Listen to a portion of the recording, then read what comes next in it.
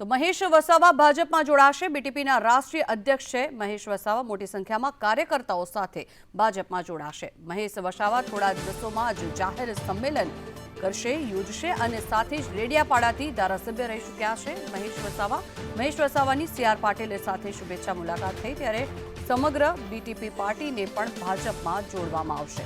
ચૈતર વસાવાને ઘરમાં જ ઘેરવાની ભાજપની આ રણનીતિ મહત્વનું છે કે ટૂંક સમયમાં જ તેઓ ભાજપમાં જોડાશે। મોટી સંખ્યામાં તેમની સાથે કાર્યકર્તાઓ પણ ભાજપમાં જોડાશે। શુભેચ્છા મુલાકાત તેમના દ્વારા લેવામાં આવી છે। થોડાક જ દિવસોમાં જાહેર સંમેલન પણ યોજવામાં આવી શકે છે। મહત્વનું છે કે ચૂંટણીને લઈને અત્યારે હાલ તડામાર તૈયારીઓ ચાલી રહી છે। એક બાદ એક લોકો ભાજપમાં જોડાઈ રહ્યા છે।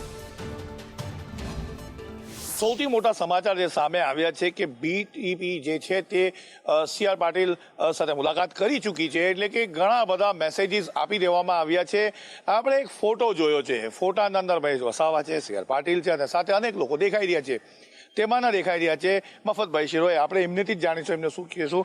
મફતભાઈ, ટ્રમ્પ કાર્ડ તો કદાચ સીઆર પાટીલ સાહેબનો છે, પરંતુ મધ્યસ્થી દેખાઈ રહી છે તમારી ઉપસ્થિતિ, શું કહેશો, શું વાતો થઈ? સબ્જેક્ટિવલી મહેશ છોટુભાઈ વસાવા એ મારા ઘણા વર્ષો જૂના મિત્ર છે અને ત્યાં મારી જમીન છે, હું એ વિસ્તારનો ખેડૂત છું। અહીંયા સુરત સિટીની અંદર એમની જે છાપ હોય તે લાંબા સમયથી હું જોતો આવતો હતો કે ભાઈ ત્યાંની અંદર ખરેખર એ લોકો કામ કરતી વ્યક્તિ છે। મેં ઘણી જગ્યાએ આઝમભાઈ એવું બી જોયું છે કે ભગવાનના ફોટાની સાથે મંદિરમાં એ લોકોના ફેમિલીના ફોટા જોયા છે, તો મને એવું થયું કે અહીંયા જે છાપ હોય તે પણ આવી વ્યક્તિઓ લાંબા સમયથી પીડાતી હોય છે।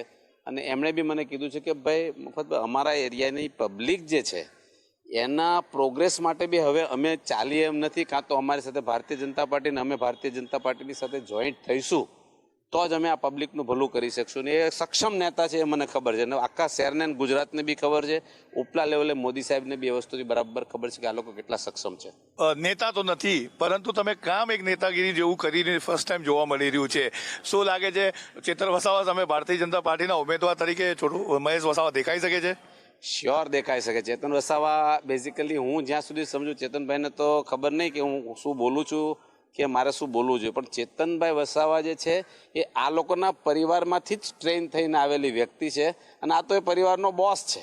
ચેતનભાઈ વસાવા એમને ત્યાં રહેતા હતા ને એમને ત્યાં ટ્રેન થયા છે, તો શ્યોર એ લોકો સામે સામે ફાઇટ આપી શકશે।